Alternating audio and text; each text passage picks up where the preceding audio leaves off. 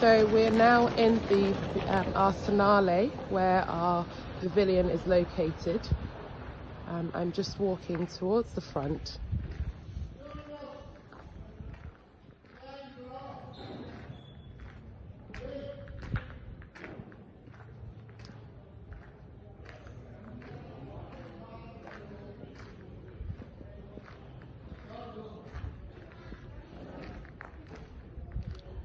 So the V&A's pavilion on Tropical Modernism is located in Sala de Amin A.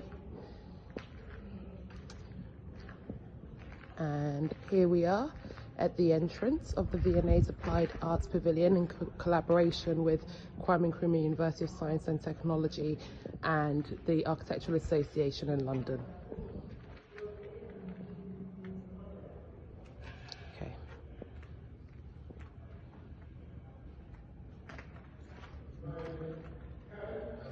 So immediately as you enter, you are greeted with the beginnings of the Brise-Soleil wall, which displays the 80 selected images to tell the story, and also the introduction board to the exhibition.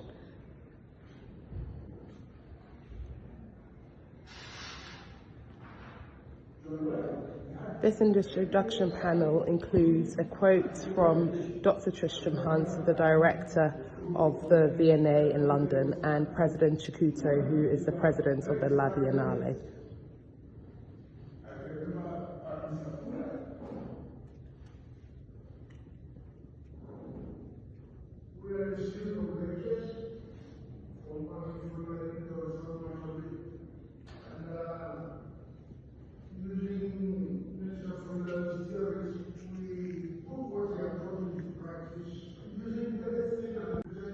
So the first section of the exhibition is titled The African Experiment, and it documents the beginnings of tropical modernism in West Africa, particularly focusing on Ghana.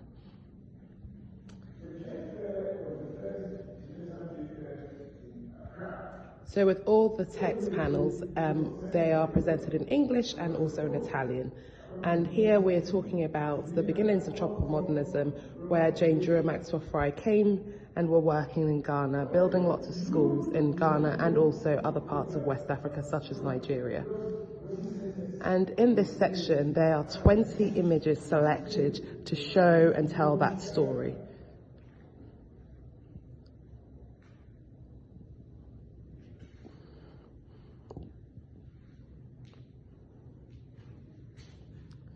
The first image presents Infanta Pym's school, one of Fry and Drew's earliest projects in Ghana. And we also wanted to give a sense of the political background in which they were working. So images like this, a book from 1955, which talks about Britain's purpose in Africa, has been included.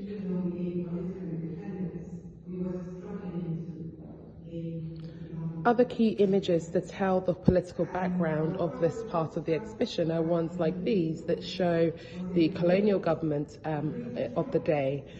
What is really crucial in this image is that you can see that all the colonial administrators stood at the front, while the Ghanaian and Africans stood at the back. This is probably very telling of the time in which Fry and Drew were operating in Ghana. Another key image will be this map here from the book on the tropics, and really you can see what they thought of the tropical world to be. It's interesting that London is also positioned in red, central as a metropolis to this new world. And in this image, you can see that in British West Africa, where the countries in which they were operating. So while this exhibition focuses on Ghana, they were also operating in Nigeria, Sierra Leone, and the Gambia. Another set of key images are these two covers that come from publications made in Britain, talking about the work that Drew and Fry were making in Ghana, Nigeria, and other parts of British West Africa.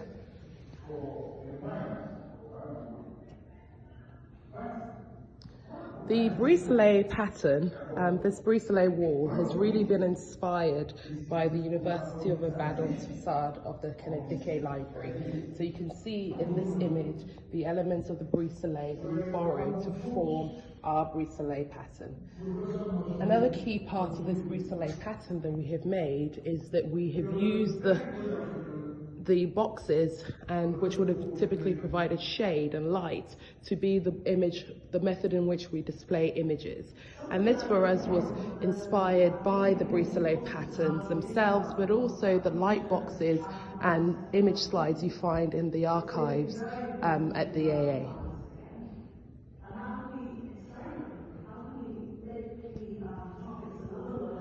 Other key seminal school buildings that Fry and Drew designed were Bree Girls' School, shown here in the top image, as well as Wesley Girls' School in Cape Coast, which was also a key seminal project for them.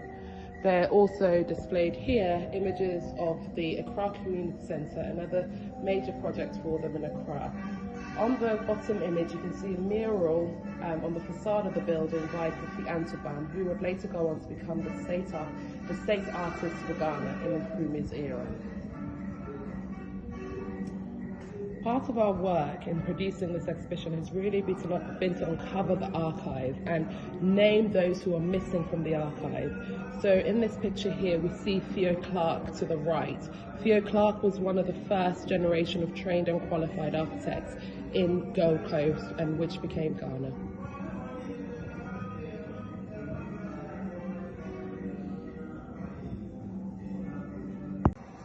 We then come on to the second portion of the exhibition.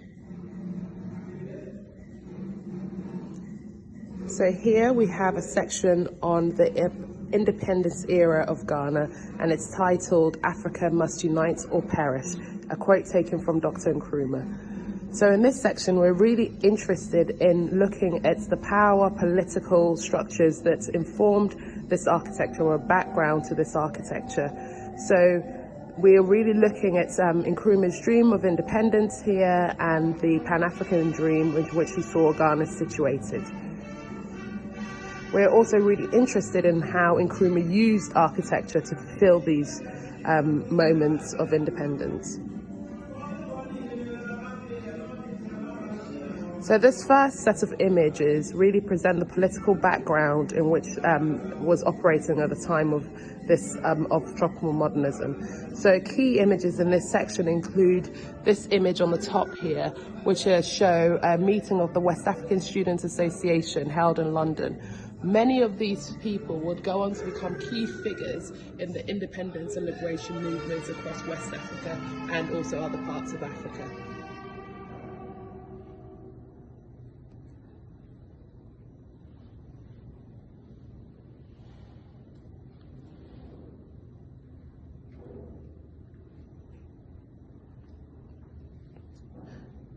Other key images include this top image, which show the travelling show of the Volta Dam construction, which for Nkrumah was a seminal project in his realising his dream for Ghana to become an independent country, not only politically, but also in terms of its economy and technology and ability to produce on the world stage.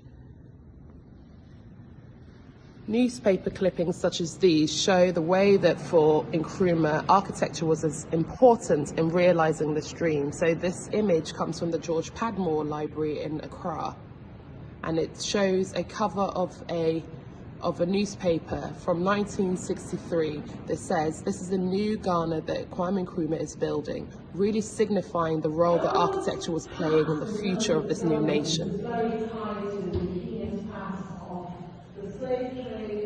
And the symbolism of these walls are very linked to this terrible past of slavery and colonization and domination. Two top images shown here show the International Trade Fair, which became a symbol of Africa, Ghana being the beacon to Africa. Designed and commissioned, it was commissioned by Nkrumah, but actually opened on the 1-year anniversary of his deposition.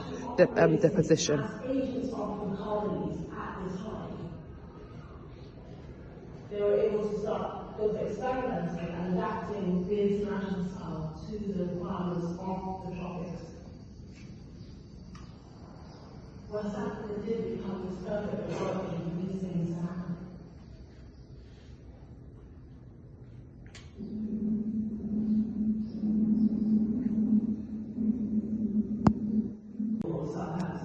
And get to Lagos in about 10 to 11 days. The third section of the exhibition covers the Tropical Department of Architecture at the Architectural Association in London. The Department of Tropical Architecture in London was founded by Maxwell Fry in 1954, responding to the need to educate architects and train them so that they were appropriately trained to work in the tropics. So here we see a selection of 20 images that tell the story of the Department of Architecture, Tropical Architecture at the AA in the 50s. So in this image here, we see Otto Kunnensberger talking to a group of African students that were studying at the Department of Tropical Architecture at the time. Otto Kunnensberger was the second director of the DTA, taking over from Maxwell Fry.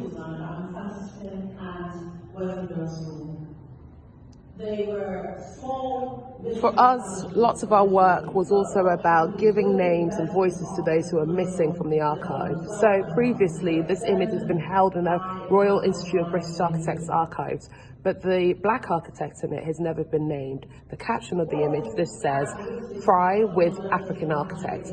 This man is John Noah, and he came from Sierra Leone and was a significant part of Fry's London office. You can see here some of the student work that emerged out of the DTA, where they were really looking at environmental science and how it could influence their designs.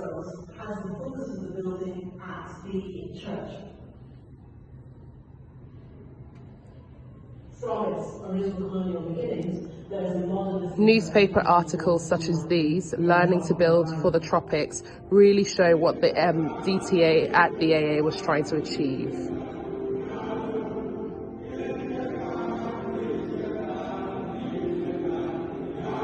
This is a particularly important document because it's this document from 1953 is very important to the story of the Department of Tropical Architecture at the AA. It signifies the moment of the formation of the DTA, really propelled by a Nigerian student studying at Manchester at the time, who observed that his education was not preparing him for returning home to Nigeria to build. We've also been able to document some of the work of students who studied at the DTA at the time. And so this here is the final graduating project of Patrick Wakely, who would later teach at KNUST in the 60s.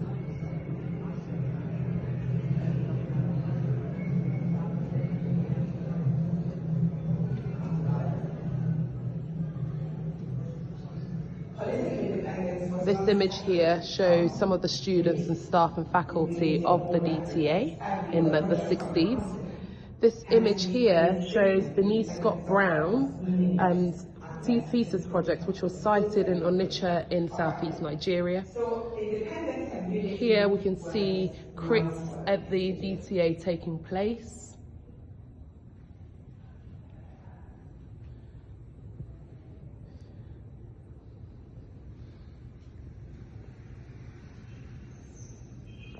Students were working all across British West Africa for their thesis projects, and this is a project from the Gambia, sited in the Gambia. In memory of his friend and inspiration, George Padmore, who was the last. So here we can really see what's the course that the DTA was offering, and here we can see some of the subjects that students were expected to cover. Interestingly, the DTA also offered a program for teacher training courses, which already qualified architects who wanted to teach could come and complete at the AA. This was part of this was also the course that lots of faculty at the AA took, and then came back to teach at KNUST. The potentials of African designers through this unification of this coming together. his thinking was that in the desire for our self-actualization, we should see it in the context of Africa, not only the context of Ghana. It's too small for him. He was thinking that the potentials of Ghana could only be reached if we see our strength in the totality of Africa.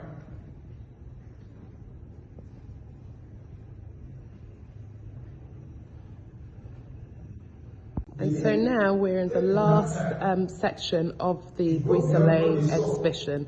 So this final set of 20 images really centre Kwame Nkrumah University of Science and Technology, titled Bauhaus in the Tropics, and really looks at the school which became really prominent and important in the development of tropical modernism in Ghana. So in 1963, the KNUST Department of Architecture formed a partnership with the AA, which saw students and staff from both schools coming and going from Europe to Ghana and exchanging ideas and ways of developing a new architecture for a new nation.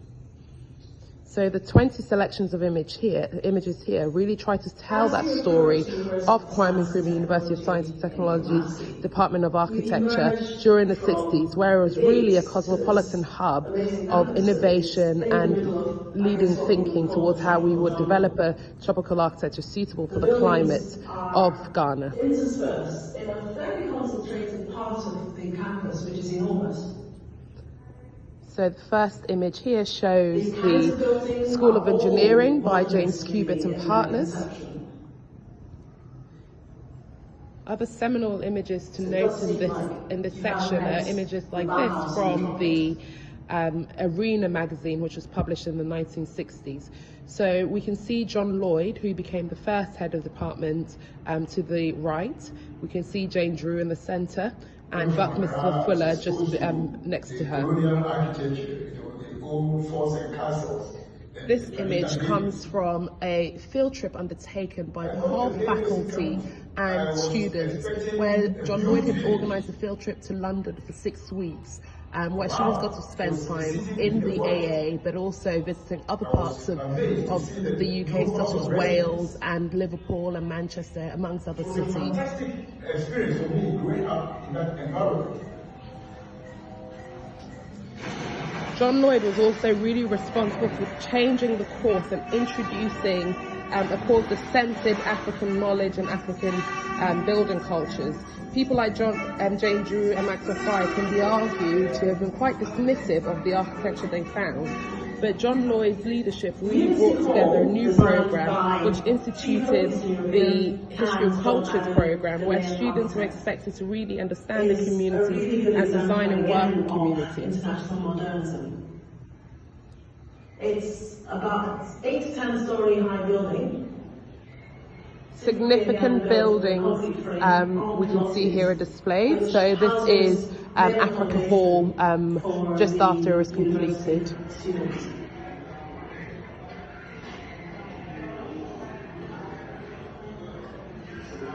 Musa came to the AA, but of course, because of his Ghanaian background, he has a good sense of history. You can see the extent to which a sense of place was created. What I call the spirit of the place.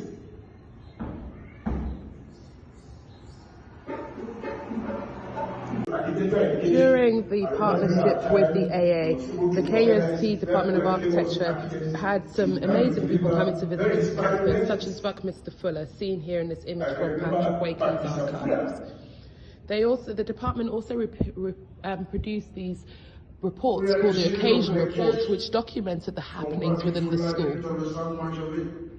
And using Mr. Fuller's theories, we put what he had taught into practice, using very thin aluminum sheets to do a dome, which we presented at the first Ghana Trade Fair.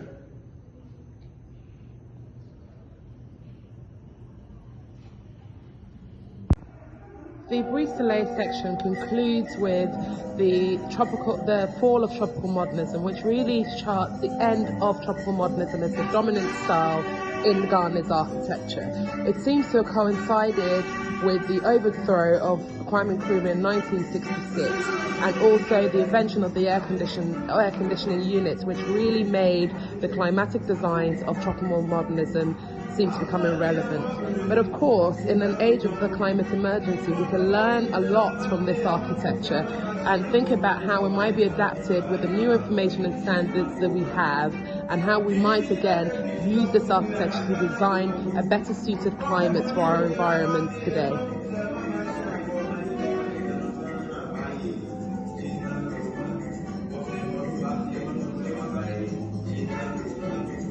So the other part of the exhibition is the film that we've produced, a 28-minute long film that charts and tells the story of tropical modernism.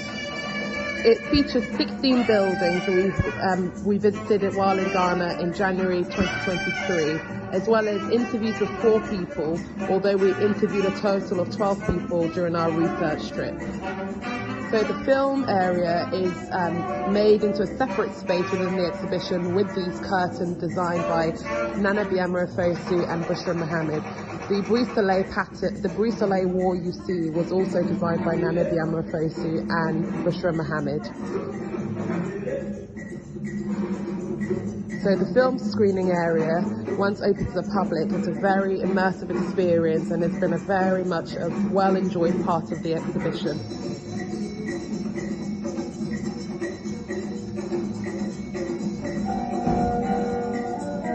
So this space gives a different experience of the exhibition space. It gives a much more intimate, closed experience, one which means that the audience can really focus on the film.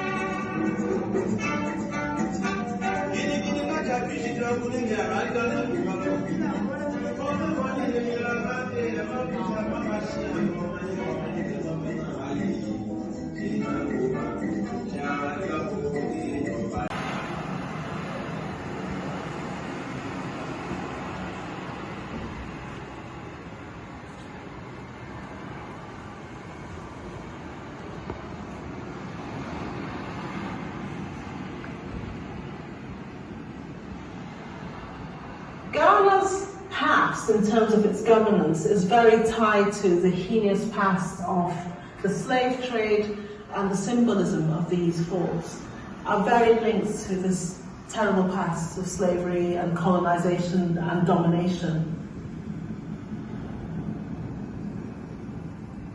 The development of tropical... So walking back from the field area, we will head back out of the exhibition along the Brise Soleil route. You have 2 major problems to deal with, and the first is the sun. You're very near the equator. The sun rises in the east, sets in the west, and travels perfectly across there. The exhibition is now open and has been very well attended and very well commended by those who have seen it. This is il concreto dei modelli in zona ci sono neanche. Vedo le corde principali che di solito fanno in 3 tappe.